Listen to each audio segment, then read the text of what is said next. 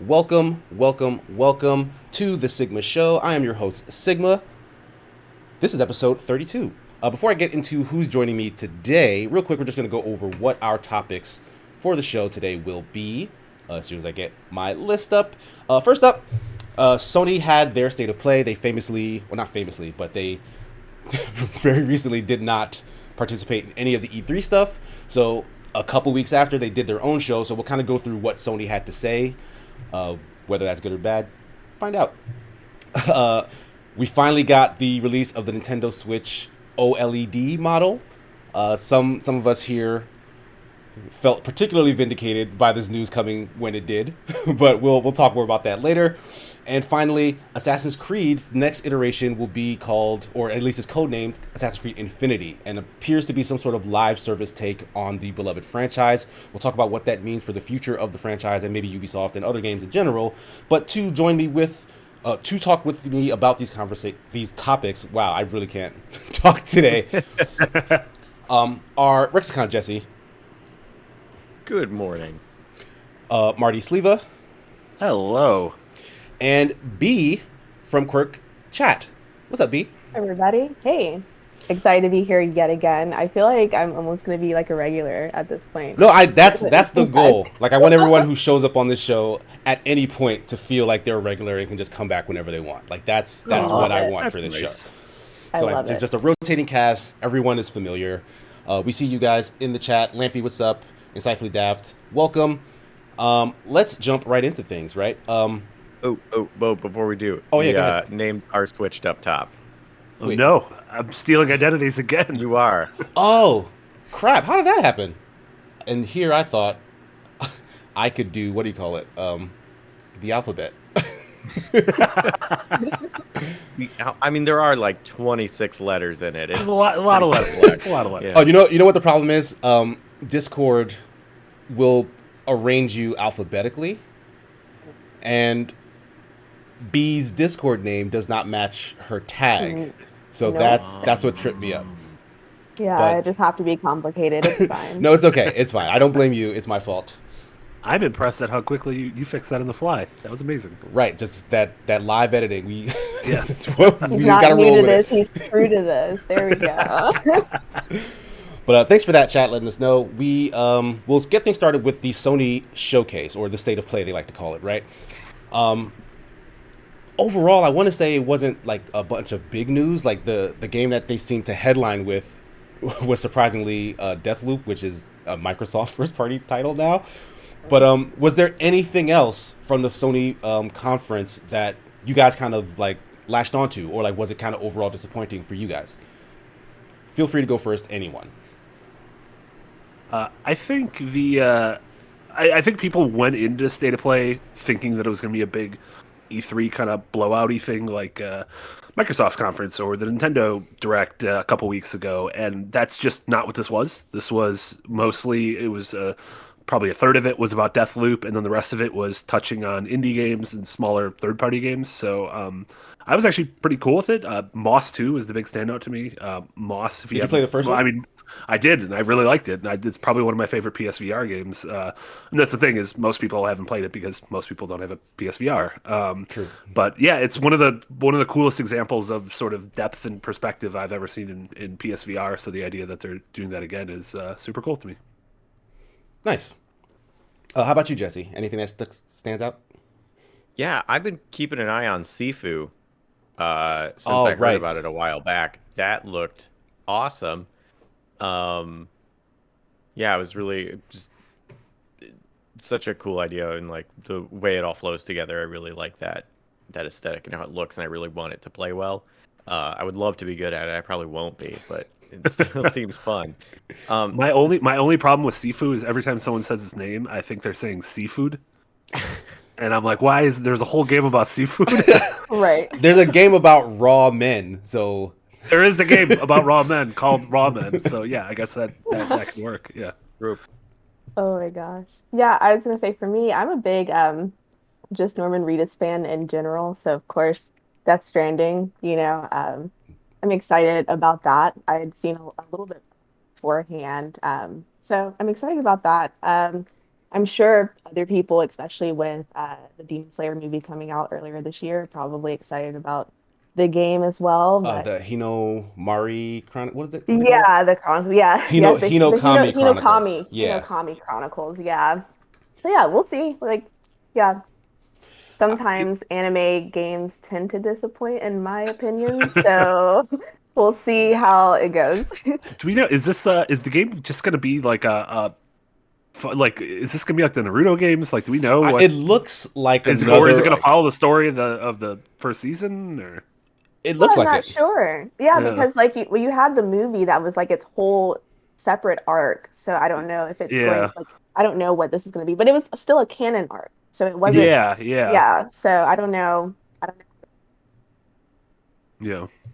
Like Yeah, it looked a lot. Oh, go ahead. No, I was just gonna say like it from gameplay trailers because one thing it does look visually super impressive, right? Oh yeah. Like the attacks look like ripped straight out of the anime, and the anime is like visually amazing, right? Mhm. But a lot of these anime games are literally just this arena fighters with very flashy visuals and like not much Yeah. depth. So like this does Yeah. look exactly like that, especially since this is also following the game. I mean the stories, the anime's plot. Yeah. Yeah.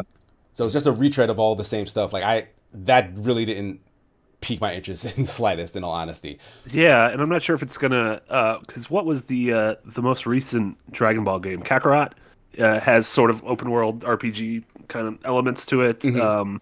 and so I'm not sure if this is gonna have that or if this is just gonna be like the Budokai games or like the Naruto games where it's just Yeah. match cutscene. Yeah, Yeah. a lot of those games can't really help themselves, and they still do some sort of hub thing, even though that it's not needed in whatever Sure, way. yeah, Yeah. yeah, like a super chintzy hub, yeah. But I fully expected Marty to go off about this new Death Stranding I director's know. cut. I somehow showed calm and restraint on that.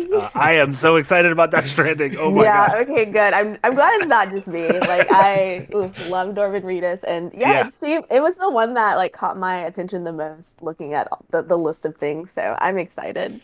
Yeah, and I don't know. And Kojima in the past has done director's cuts of his games that have been really good. Like Metal Gear Mhm. 2 and 3 specifically had director's cuts a couple years later that like not only like improved the wrinkles in the original game, but added so much interesting and weird stuff, which it seems like this is going to do with like an entire like race car mode and Yeah. all sorts of stuff like that. So yeah, I'm very excited. Okay, as two people who like that game and someone who's never played it, like a thing that got me was like, whoa, we upgraded combat, we upgraded guns, we made it sounded like it was almost apologizing for what it was, and it was like, no, now it's cool. Get on board. Like, what was the combat and all of that stuff before? It was kind of strange because the combat to me was such a backseat to the traversal in the original game, and so and like the combat was kind of bad, but also like I didn't play the game as like a murdering psychopath, and like Yeah. there's a reason in the world, like in the story, like dead bodies turn into nuclear explosions, so you don't want to leave dead bodies, so it makes sense to not be hyper violent. And so my theory is that the upgrade in melee combat and everything is going to end up being a stepping stone into whatever Kojima's next game is.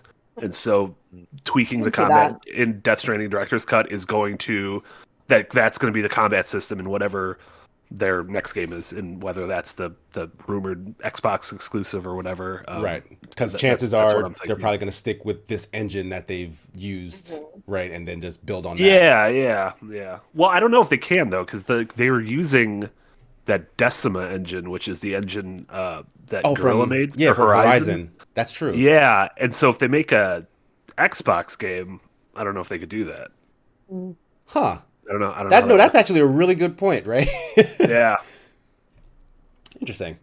Ooh, engine switches are Well, I scary mean, in game industry. I mean, in terms of myself, the thing that probably got my attention the most was Fist, Forged in Shadow hmm Torch. Okay.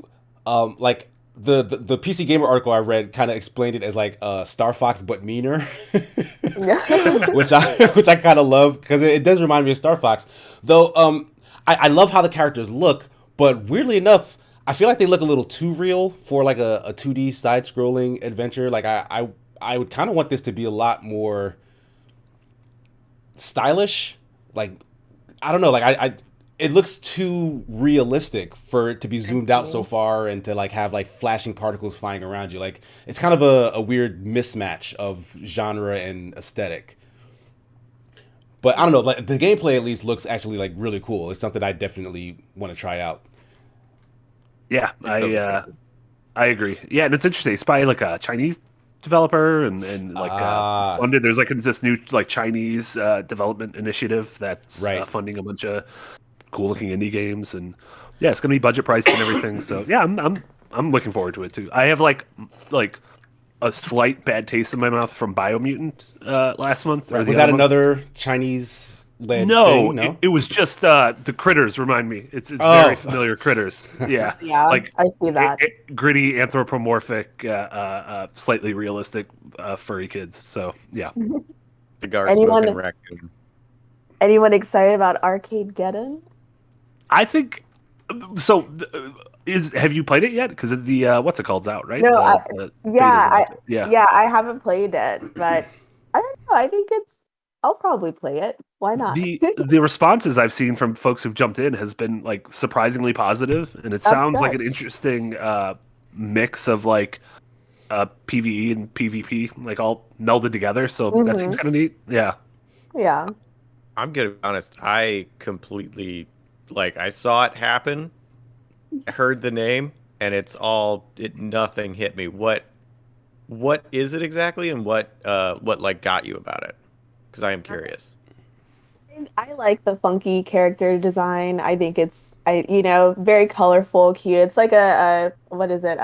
New hero shooter, and I just thought it was cute. I think what was it that they made? They made something else I think before. they made the Predator game. Yeah. Mm-hmm. Yeah, Ilphonic. Yeah, so I think that's what like originally piqued my interest. But then just like seeing, I think I saw like just like a little trailer for it. I just honestly, it's very shallow. Why I like it? There's nothing super deep. Yeah, no, it has like so it's like a hero shooter, and then in between the rounds, you have these almost like Fall Guys like mini games with your teammates, and the winner of those mini games get perks following them. So like you kind of like have to bash heads with your teammates in these little mini games, and whoever comes out of it has perks. But then you have to get back together and team up again. So I'm actually a fan of pretty mini games. chaotic. I know some people don't like mini games, but I'm a mini game fan. I think mini games are great. It's like a little game inside of a game. Exactly. No. A miniature game, if you will. Yeah. I Oh. that I feel like I missed all of what you just said during that presentation because all of that sounds interesting. All of that I found out afterwards. That was not conveyed very well during the presentation. So. Yeah, That makes complete sense then. I want to say extracurricular activities. I was worse than Jesse in that I saw what this looked like, read the name, and completely just blanked it out of my memory. Like I didn't even bother.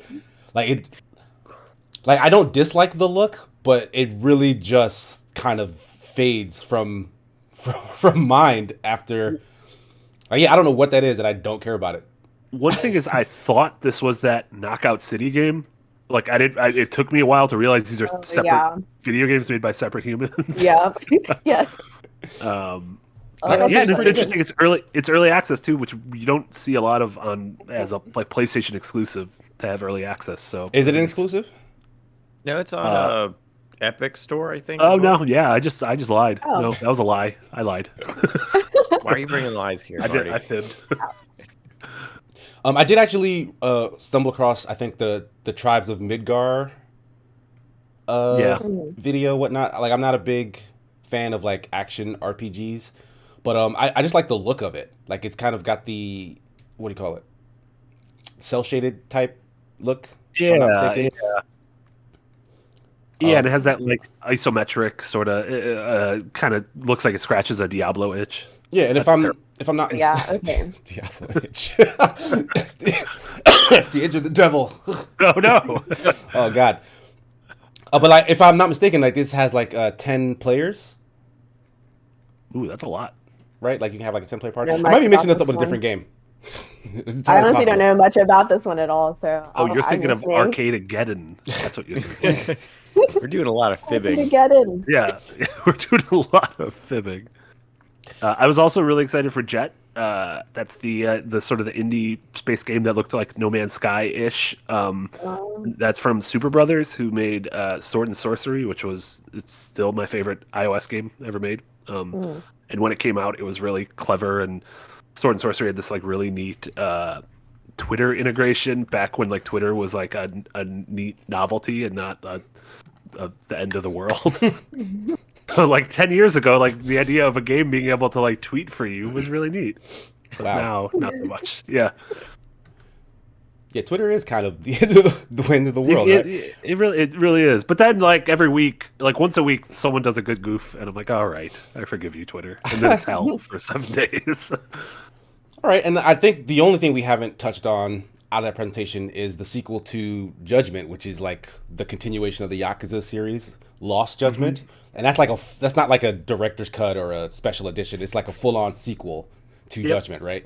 Yeah. And Judgment's almost like Yakuza mixed with Phoenix Wright. So you play like a disgraced lawyer who's now a private detective, and there's like Yakuza, bumming around a neighborhood and fighting dudes in the street. But there's also like court cases and solving mysteries and stuff. So I yeah, kind the of original like one's that. pretty cool. Yeah, it's a neat melding, and it has that like really incredible sense of place that the Yakuza games have, where it's like a really, dense neighborhood, and you can go to the arcade and play all your old Sega games and everything. So, yeah, I think it's neat. Yeah, it really feels like that team or that franchise can do no wrong. Like every new version of those games that they release, like, are just fantastic. So eventually, I want to dive in, and this looks awesome.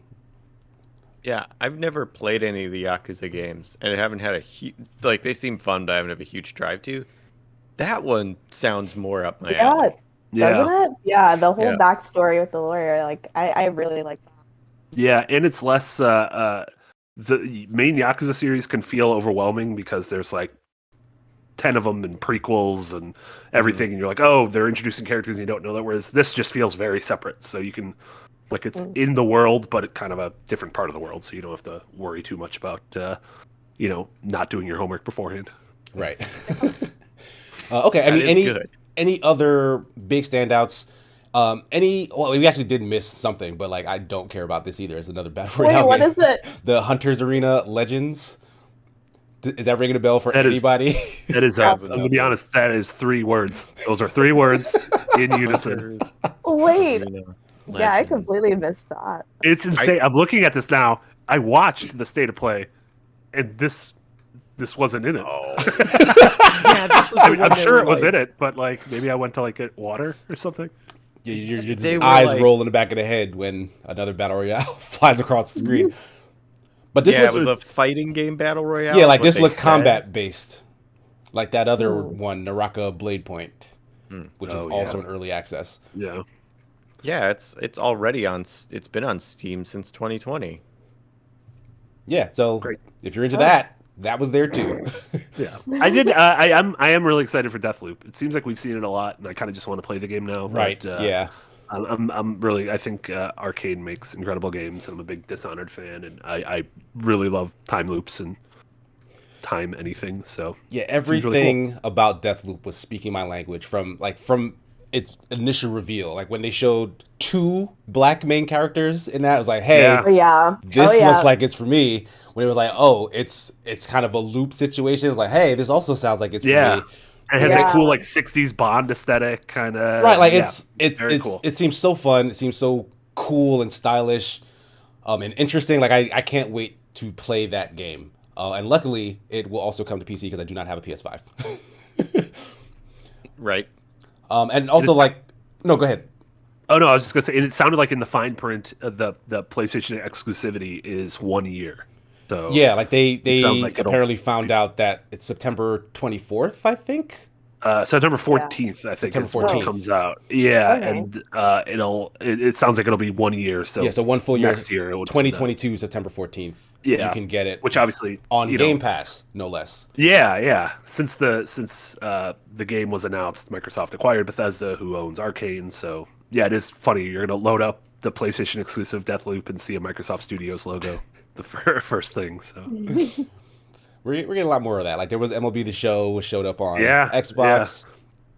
There's Ori and the Blind Forest, which is on the Switch. yeah. So what we need a Nintendo game to come to either Sony or Microsoft. Like if you before we end this topic, if you could pick one Nintendo, well, not if you could pick, what is the most likely Nintendo game to somehow make it to Microsoft or Nintendo or to Sony? What game do they care the least about? Right. I would say like Bayonetta. It could go back, yeah. Because like Nintendo kind of controls its fate now, right? But they may feel like, I'll throw them a bone. This used to be there anyway. I would probably pick Bayonetta for something like that. But also, just imagine like the sales on something like Mario Kart 8 Deluxe. If it was just available everywhere. You're right. Like it'd be like the best selling game of all time. Yeah, Would for sure. Put Now Smash on I'm Windows. Xbox, you cowards. yeah. Blue, I see you in the chat. Good morning. All right, so we'll move off of the PlayStation stuff. New Nintendo Switch coming October 8th. $350 for the Nintendo Switch OLED model. First impressions, go. Can't believe it's called Nintendo Switch parentheses OLED model close parentheses. I can't believe that's its actual name. That's a bad name. Awful name for a thing. I mean, but that's Nintendo naming. They either like freaking slam dunk from the 3-point line. That's a sports term, right? Or they that would be the highlight of the century. XL. Got it. Yeah. Home run? Did I leave touch? You slam dunk. You slam dunk from the 3-point line. Like you're on. That's drugs. impressive. Like that's some performance enhancing nonsense right there. Yeah. That's an NBA Jam. That's like slam dunk, or what was it? Space Jams. Where it's Yeah, just exactly. right. That stretchy arm. But yeah, it improved on a couple of things, right? There's supposedly there's a slightly bigger OLED screen, which gives more clarity of picture. Also, it's slightly bigger. They apparently have non-drifting Joy-Cons that come with it now. Like I don't know how. Nice. It only took 4 years. Right? I don't know how true that is, but they claim that these are now non-drifting Joy-Con. Like every controller in the history of controllers has had the ability to gain drift. So I don't understand how they somehow fix this now, but we'll see. What else is on there? Also in like 4K. No. Is it 4K? No 4K No. No, it's whatsoever. not. Yeah, those were all the reports. So people are kind of disappointed by this because all the reports leading up to this were talking about how it's going to be a more powerful console and have 4K capabilities, and then use that what was like the DSR, or there's some term for almost like upresing to 4K that they were going to use, and none of that's really there. So it is a nicer screen, and then there's a internet port in the back of the dock, which seems like should have been there in the beginning. Seems like something that should have existed in Totally 2017. should have just been there. But it's mostly the same size, like uses all the same accessories and everything. The screen is cool. Like as someone who had a Vita with the OLED screen and a Vita without, the OLED screen just looks incredible. It's just so bright, and you can play it outside, which I don't know. Does anyone play games outside? But if you do. Does anyone go outside? Is that a thing? Is it still there? It's been a while. I mean, I did once, there? and that's how I got sick. Well, But Lampy's saying it added DLSS, which is That was the term. Okay. That was the term I was thinking of. okay.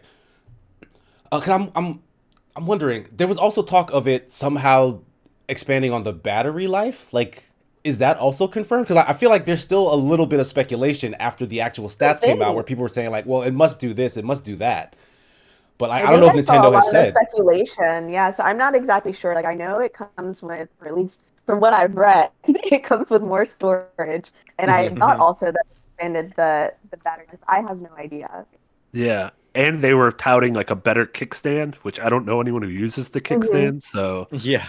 it seems weird to really hype that up. But Well, they yeah, couldn't use it because it was so bad. So I guess that's true. That's why literally no one used it. Yeah.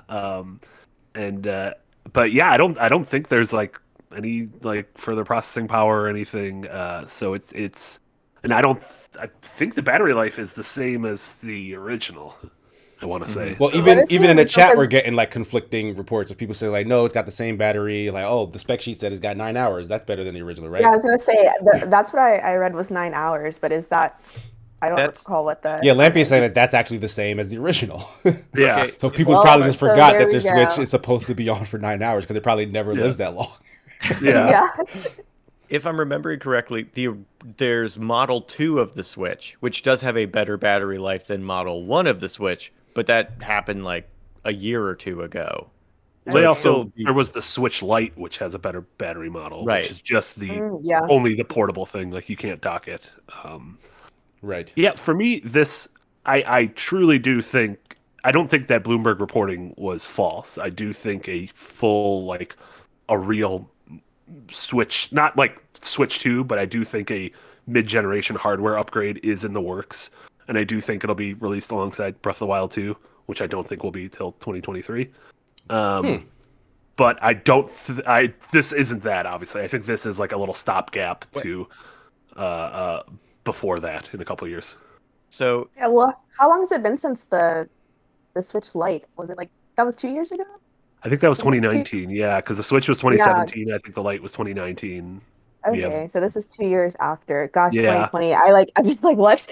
Okay, so yeah. this Where time, where did time go? Yeah, yeah. The year that okay. time forgot. yeah. Oh So no, you do think okay, so you think there will be a new upgraded Switch model in 2023. I do. But that's 6 years after the original release. That's like Agreed. let's get a new console, not an upgrade Well, time that I frame. mean, it is the trend right now. What they had, it has been hasn't it been 2 years since 2017, and then they did 2019, Yeah, now 2021. I Yeah, mean, yeah. that I is guess the they're on cadence. trend. Yeah, I've also just come to terms with like not. I predict stuff about Nintendo, but I'm just always wrong because Nintendo zigs when everyone thinks they're going to zag, Yeah, like they for better or do worse. whatever they want. Yeah, I think that's like part of the reason I love them and part of the reason why they're such a frustrating company. But yeah, I don't know. I do. But you are right. Like 6 years does feel like that should be time for the next thing. Like let's talk about the next thing. But do they really want to, Yeah. leave behind the entire Switch install base and everything? And I don't know. I mean, Nintendo of any company are kind of the only ones who could get away with that of just continuing to drag. Because honestly, didn't they do that with the 3DS? Like the 3DS kind of persisted over a couple of generations because they kept re-releasing Yeah. like newer models of that. But it kind Yeah. of got a pass because it was the handheld thing. Like it wasn't competing directly with the other Mhm. guys, right? But they kind of threw Yeah. that out the window when the Switch got launched in the first place because that was like smack dab in the middle of the PlayStation Microsoft console generation. Yeah. So like, yeah, like Nintendo doesn't really follow any kind of rule book, so they could make a new Switch in 6 years, 7 years, and then do a Switch 2 like a single year after that, and people would be like, okay, I guess we'll buy that too now. Yeah. Yeah. I'll grumble about it and then still buy it. And with the 3DS, I feel like that they probably could do that fairly safely because, in the handheld market, what was their competition? Yeah. Like That's a good point. if you bungle handheld release in that, all right, the Nokia N Gauge isn't going to take over. Wow, the Like- the Vita erasure right now is cruel. I'm sorry. The Nokia N-Gage. It's so sad that was your go-to handheld for Right. the Vita. I could have went PSP, but I wanted to get a little bit of a deeper cut. You wanted to get real Yeah. obscure. Yeah. I get it. I'm with you. Lampy says it should be called out that people were reporting on a report from an unnamed source, secondhand without verification, as if it were fact, and Bloomberg's reporting was pretty bad on this with a bunch of backpedaling. Thank you, Lampy. I was going to bring that up. Yeah, media literacy needs to be a thing. My goodness. All I'm saying. Yeah, it did seem Yeah. to get maybe out of hand in terms of what people wanted from a Switch as opposed to Yep, what Nintendo I ever know. intended to do. Yeah, like a Switch Pro. I know I kept hearing like the Switch Pro Yeah. talk But it's and funny things. because you can't get mad at Nintendo. Like none of that was Nintendo's fault. They didn't say Yeah. anything. Like Yeah. they weren't Yeah. like misleading us. That was all, like you said, a couple of those reports which were a little shaky, and then a bunch of dumb idiots on the internet like us talking about how excited Yeah. we were for the new Switch. So like, But yeah, in light of dumb idiots like us, like we're the fan base who buy this stuff, we're the consumers. The Switch OLED model doesn't seem like something anybody wants. Like even people who are like, oh yeah, well, it's a better transportable one. Like someone who doesn't have a Switch already, maybe they should go for that because it is better than the old one. But people who want to Yeah. buy a new Switch, like first of all, Nintendo has sold like more Switches than both Microsoft and Sony's new console or something, right? Something like that. oh, Yeah. Like absolutely. they're Oh, yeah, outselling them yeah, Yeah, constantly, without a right? doubt. So there are yeah, already a lot of Switches out there. yeah. You're gonna release a new product that doesn't appeal to any of that market. Like who is Well, this the idea is for? that Like it's that's honestly the question. Like who is this new model for then if it's not for us who kind of wanted something newer from Nintendo and Switch? I Well, think it's for the people who don't have a Switch yet. And I know it is a huge market, like a lot of people own it, but hey, there are still people that don't have it. And I think just, hey, check it out. It's a new thing. It's better than it used to be. It's only $50 more. If you don't have it yet, snag this one. Like Is it worth that I 50 don't bucks though? Like the couple of things that they've changed and added to it, like does that because if I'm on a budget and I need a Switch, I have a $200 option, a $300 option, and then for 50 bucks this thing, I Yeah. might stop short of the extra 50 because it's just not that much different. But if you haven't had a Switch yet and you're like, I do have that $50, yeah, why not get the better screen? I feel like its market is people who have not already invested in it and is just trying to give them another reason to. But Like, See, like Nintendo also also. it's been oh sorry. I was Oh no, gonna go say it's ahead. also been 2 years. Since it's been 2 years, they're probably just wanting to do an additional marketing ploy of just like, all right, we had excitement, like let's just keep the excitement going. So I definitely Yeah. agree. It's probably just for the newer people also to like make sure that they're staying relevant.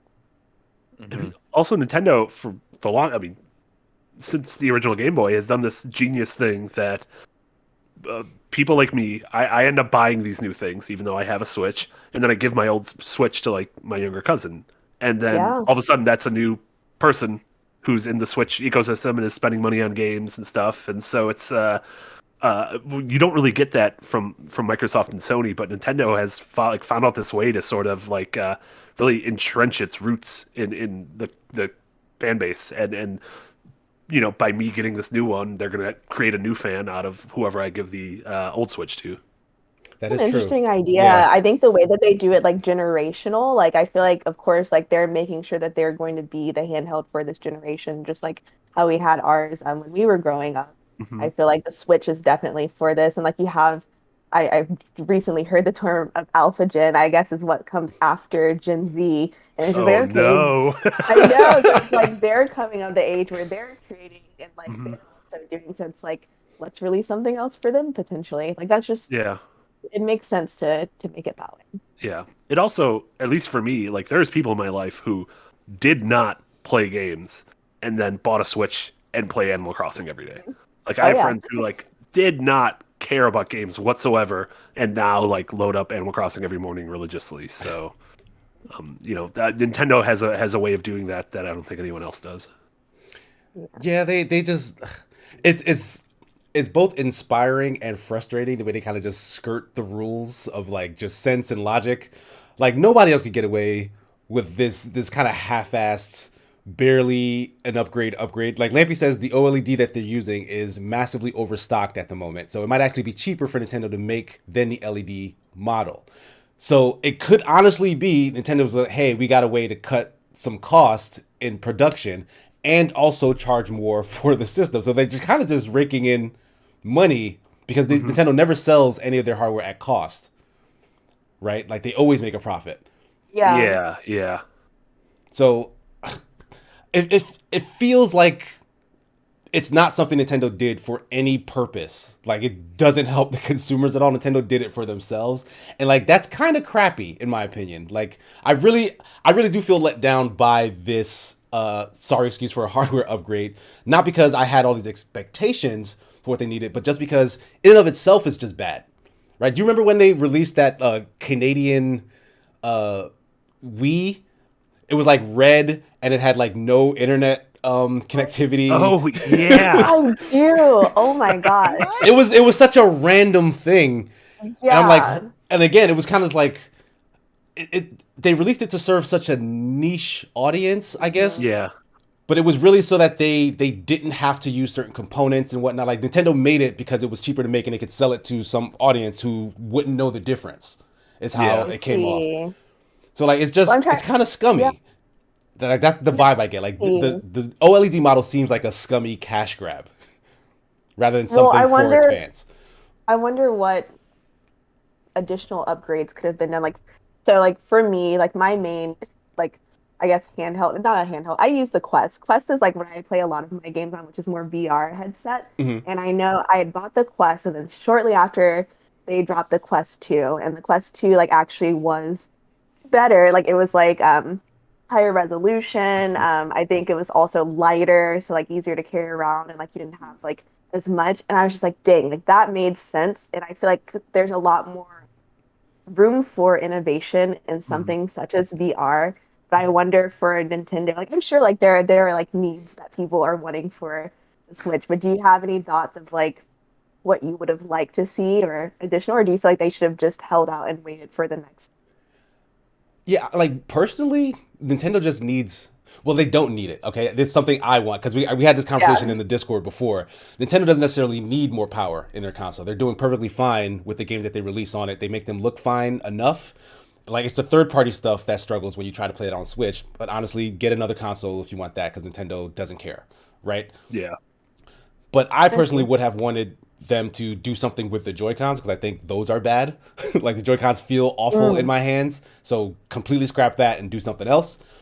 And then just make it run better. Like give it a higher resolution, more power so that it can do more with the games that you have on it. But Nintendo doesn't make use of that stuff anyway, so it's hard to make that case, like honestly. I see. So honestly, the Joy-Cons are terrible. Throw those in the trash. That would have been the upgrade I wanted. Make away from this conversation. It's interesting because I've said this before on some of our shows, but have literally only played my Switch handheld. I've never docked it. Like I don't own my dock anymore. I think I left it in a move. And so like to me, it is a portable. Like it is 100% a portable. It's a handheld console. And so like I'm not, when people are talking about 4K and everything, I'm kind of like, I don't know. I have other consoles for 4K. So like I have a PlayStation and an Xbox and a PC and everything. So that's not what I'm looking for. Like I do think I don't mind the controls at all. I think the drift thing was a huge problem that they never really addressed outright. Like hardware has problems and controls have problems, but like the level at this, like everyone I know has had drift problems with their Switch. So that kind of sucks. And I think to me, the thing I want from Nintendo is less upgrading the hardware and more just like, getting their like Nintendo Online service right. Like we were joking beforehand about that'd be how nice. like how kind of janky the online is, especially in 2021, to like try to get a match made in Smash, or even like the back catalog available on Virtual Console. Like it's wild that you can't download N64 games and GameCube games and stuff. It seems like such a missed potential. That's true. Yeah, they do have a lot of like software backbone stuff that they're also very behind on. Also, discount your first party games, damn it. That has nothing to do with hardware. Seriously. Yeah. And But don't come discount on. them to like, don't be like, hey, they're $49 now. Look what we did. Like, don't do that. Like, do a real discount. Yeah, that'd be nice. Yeah. Any other lingering thoughts on the Switch OLED, which we still Just maintain is like a their bad name? update, just like their new updates, not much there. So Fair enough. All right, with that, we will move on to our final topic. Assassin's Creed Infinity will be the next big, I guess, push project, whatever you want to call it, for the series. It's going to be combining both the Quebec and Montreal studios who kind of go back and forth making each Assassin's Creed game. They're going to be working together to make a new live service game. What that looks like, speculation. What do you guys... Let's first, like, I want to first maybe try and figure out what a live service Assassin's Creed game could be, and then we'll talk about, I guess, what that means for like the franchise itself, and I guess just other games that maybe want to follow suit. So, what are you guys' ideas on what a live Assassin's Creed could actually be?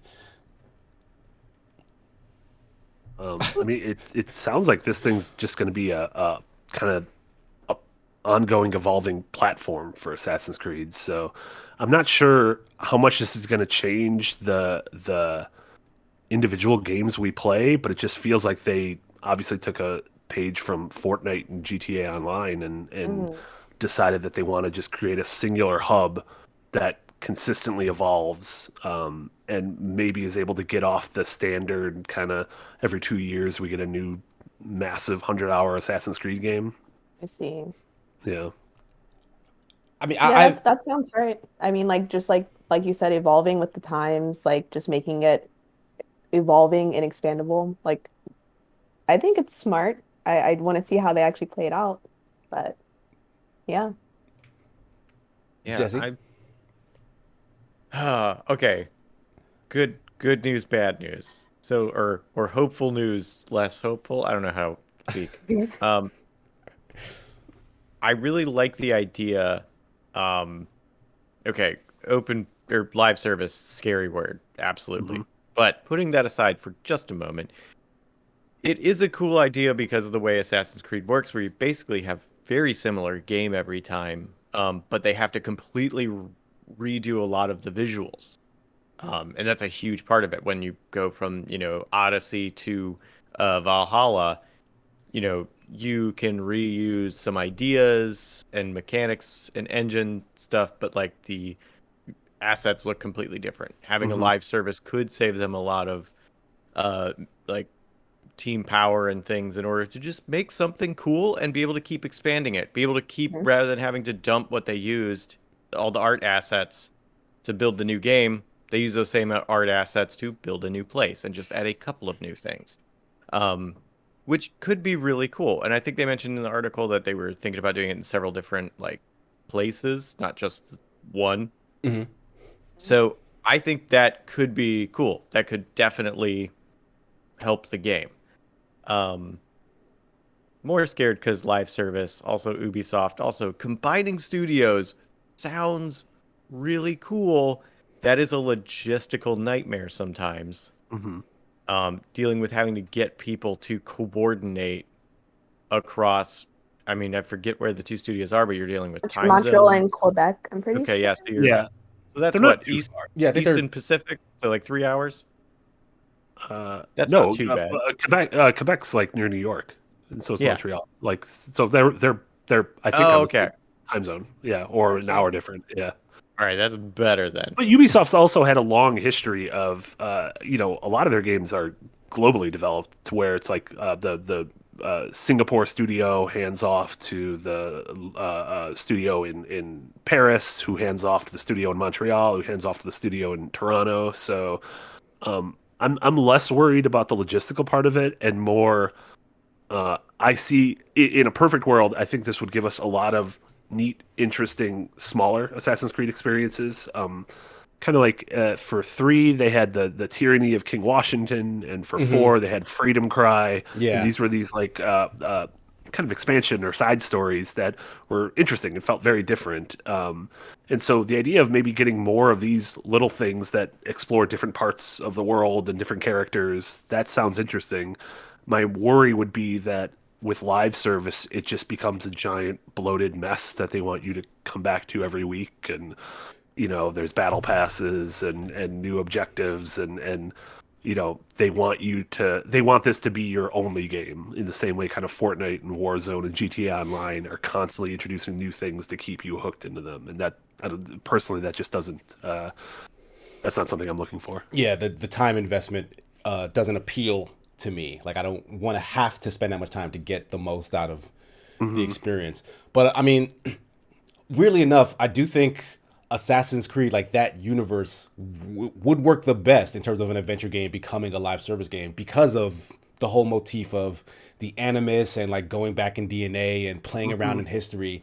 Like that actually works surprisingly well. And the fact that at this point they've had how many different games that take place in however many different locations. Just like Jesse was saying, all those assets are probably just in a hard drive somewhere. Start grabbing all that stuff, and then you basically have this kind of historical Assassin's Creed playground to play in, right? Like how Call of Duty's Warzone took a bunch of multiplayer maps and threw them on one giant map so that you would physically walk from one map to another and be like, oh, I remember this from that Call of Duty. I remember this from that Call of Duty. You could do the same with like big monuments from Assassin's Creed games, like those big ass towers that you do those swan dives off of or whatever. But what I'm wondering about is, as a live service game, the whole experience is going to be tailor-made to multiplayer. And that's something that Assassin's Creed has kind of struggled with. Like, Unity was the big push for co-op, and it didn't really work out that well, right? Like, you weren't able to kind of do those missions properly when you had extra people with you. And then this multiplayer stuff was interesting, but I don't think it, like, it really didn't take off. Like, the player base wasn't, like, hooked on that. So, like, how would you make an Assassin's Creed game where the focus is on a bunch of different assassins having to do tasks together? Like, I do think that's going to water down the experience. Like, the idea of, like, these one-off solo missions does sound good, like, if they keep pumping those out eventually. But the core experience, like, in between waiting for those, is going to be a bunch of multiplayer stuff. And that's kind of harder to do. So, I do wonder if that'll become a problem for them. It's fun. It's interesting that you brought up multiplayer because that's like a thing I wasn't even thinking of with this thing, but it does make complete sense because all the games we've been mentioning and even stuff like Genshin Impact. Yeah, like do we have? Well, Genshin Impact is probably the most a single player. Yeah. And they get away with that because what Mpoxin mentioned is because of the freaking gacha mechanic. So will we have to basically roll a dice and get loot boxes for like your favorite assassins? Like, oh, I got a 5-star Ezio. Yeah. Oh my god. That sounds too realistic. That sounds so bad. That's gonna happen. Like, oh no, it's gonna be that or worse. So I mean that's what it could look like, right? In terms of the actual. Yeah. But so how do you think that affects the franchise business wise? Like, because Assassin's Creed still sells like really, really well anytime a new game releases, right? So it'll probably Valhalla broke records last year, right? So a new Assassin's Creed, regardless of what it's called, regardless of what they're trying to do, will probably get at least a big user base up front. I'm assuming. You know what? I'm not assuming. I don't know. Do you think this will be a $60 thing, or $70 thing, or will this be a free to play Assassin's Creed? Ooh, that's a good question. Yeah, that's so really free to interesting. play, I was just like, oh gosh. Yeah. Because then how else are they going to charge us? Yeah. Like the Square Enix's Avengers game was full priced, and then true. So had a bunch of shit you could buy. So I would imagine this is still full price. Yeah. So because Siege was also full price, For Honor was full price. Yeah, Destiny. Those are all Destiny. Those are all live service games that keep going. So the Division, same thing. So like they tend to charge you up front, which gives you at least maybe a better core experience as opposed to like a lighter thing that you have to supplement with like a bunch of like add-ons. Yeah. But they are going to charge you for stuff. The question is what stuff? Yeah.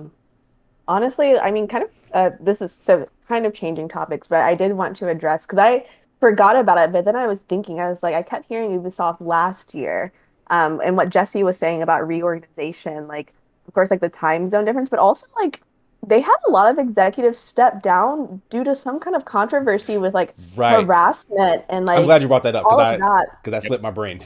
Yeah, so I wonder, like, I don't know, I'm sure that's a big concern. They're in early stage development for this project and still going through the reorganization phase. Like, I just honestly, like, I'm like a business person, so I'm just thinking of just like, how is that, like, I don't know, how is that going to have an effect on productivity when things roll out? And like, are we going to be seeing more about Ubisoft trying to become, I guess, a better workplace?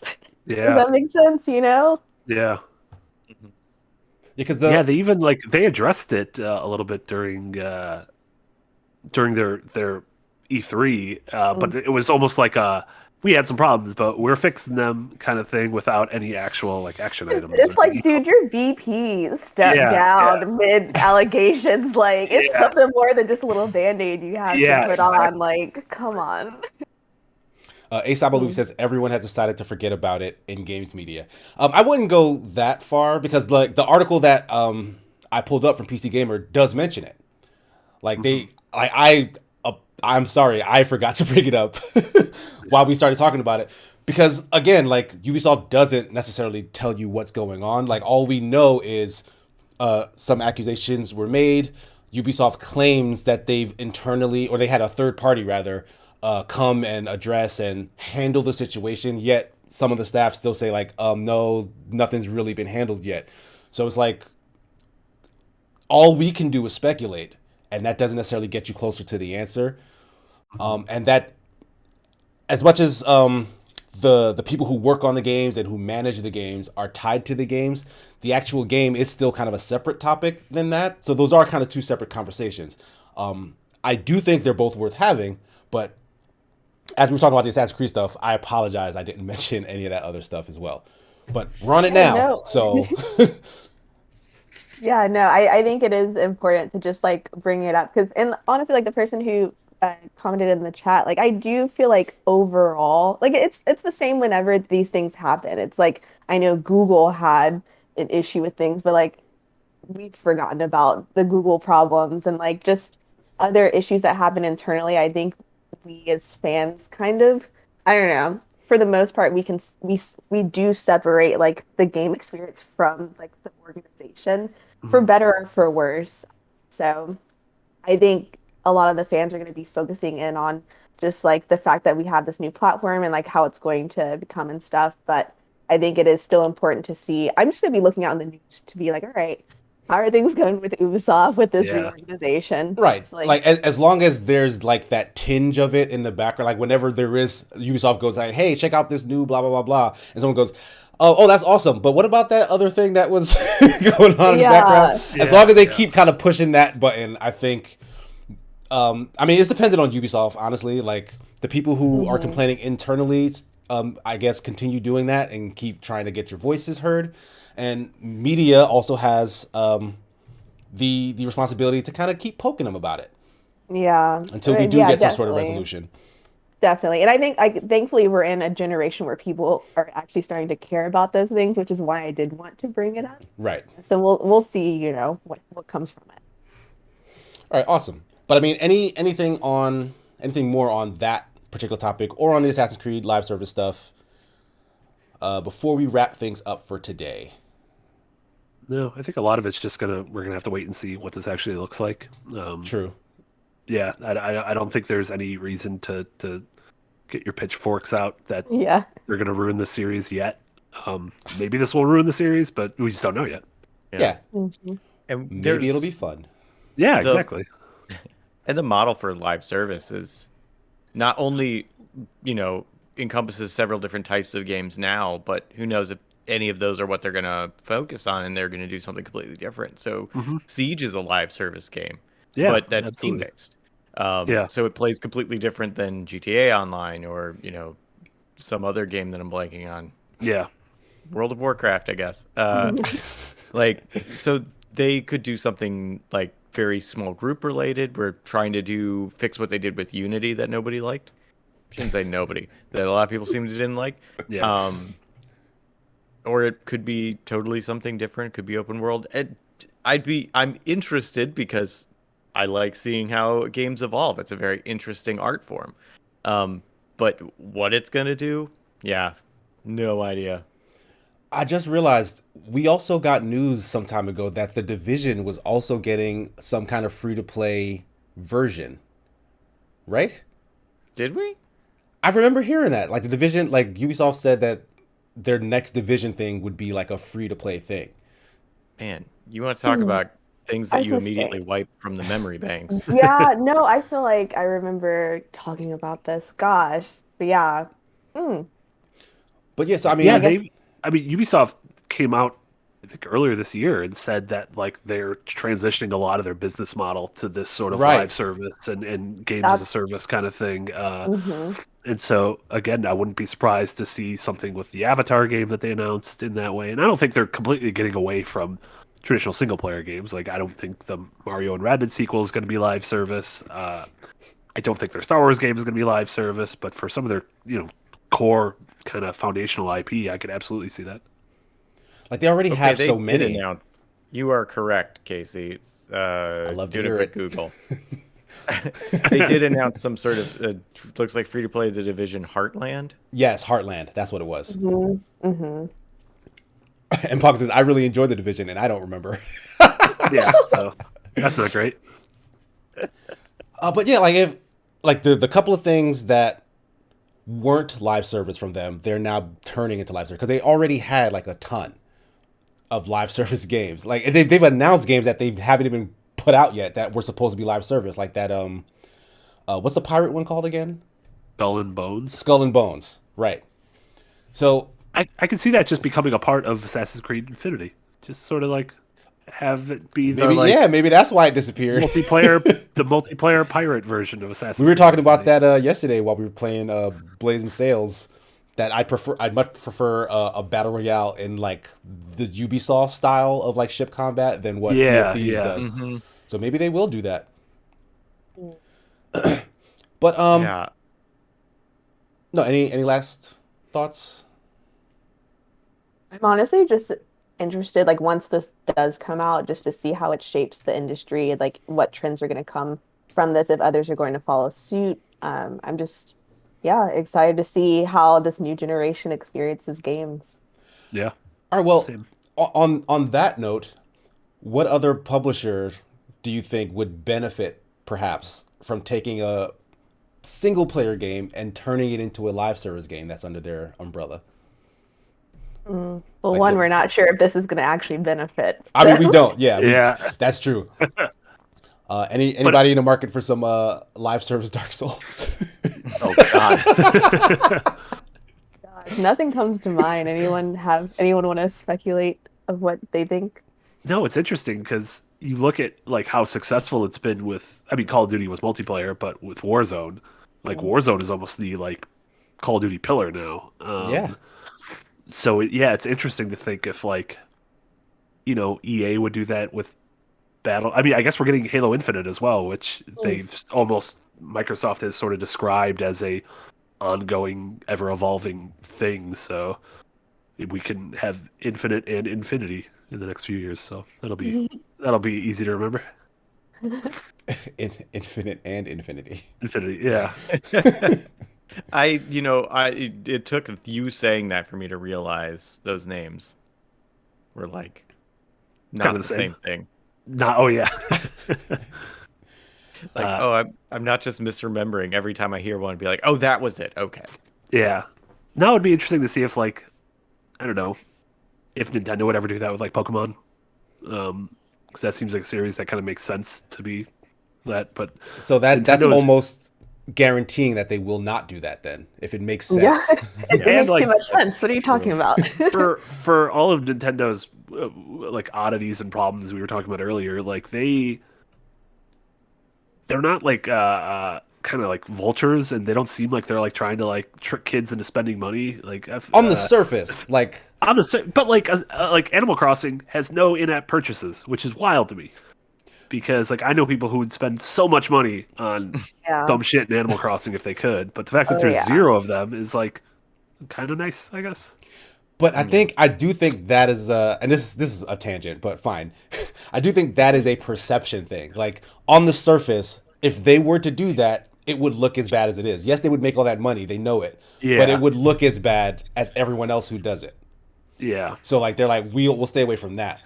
But secretly, we can do this thing here, like release a console that is like years and years old in terms of technology and sell it at a profit. No one's really going to pay attention to that. So we'll do that Yeah. instead. Like that's what Yeah. Nintendo does.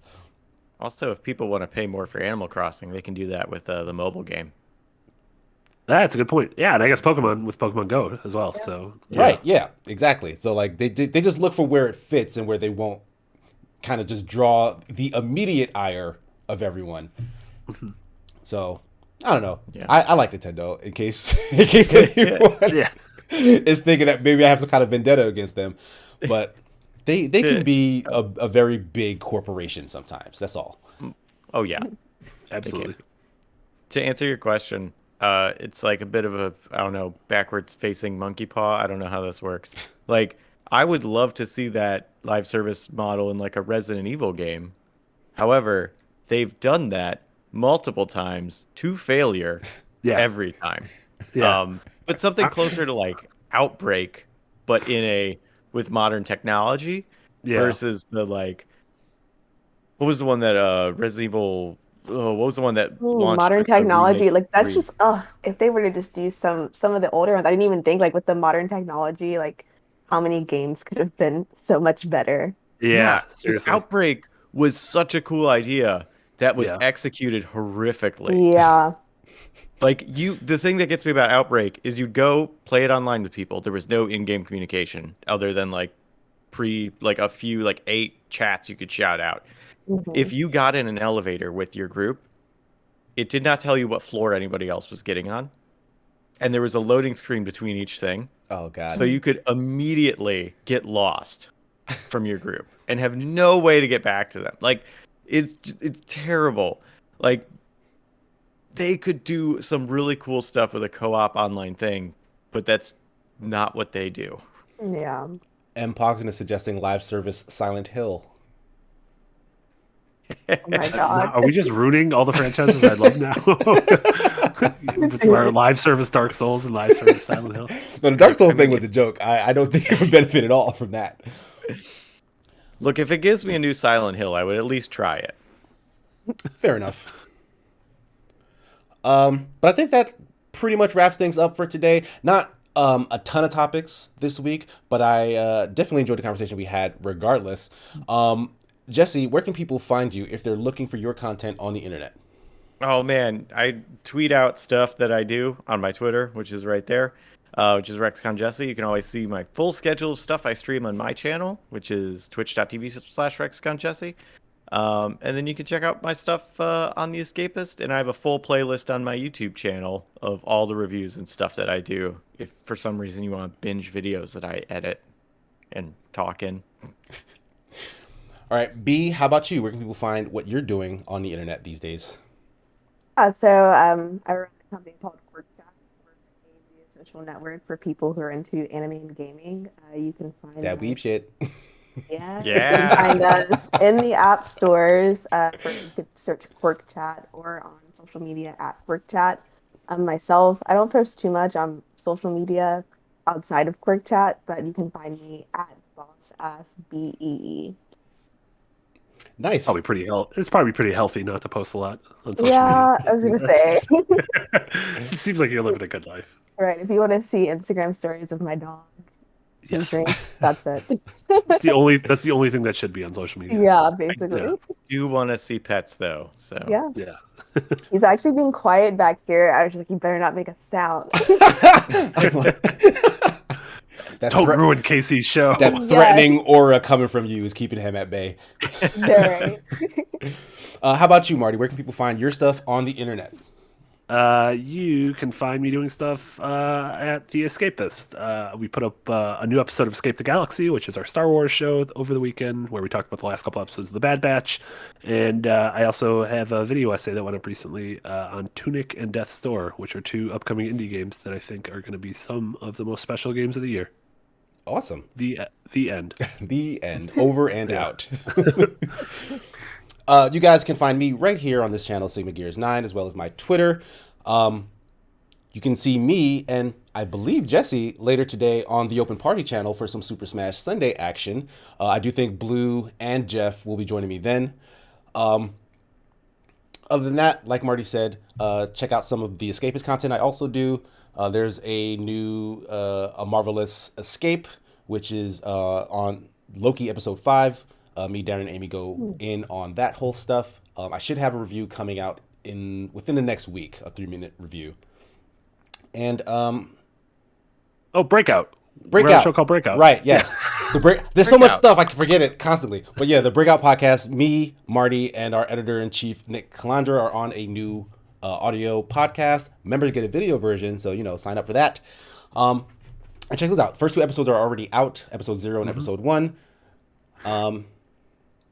Scanning my brain for anything else. Just follow the Twitter. The Twitter will lead you to the light. Other than that, I want to thank my 3 guests. Love having you guys. Hope to see you again in the future soonish. Thanks everybody in the chat. Love it when you guys come through and support. That's going to do it for episode 32. Peace. Bye. See you later. Have fun. Be safe. Don't get sick like Bye, I did. everyone. Thanks, chat. Thank you.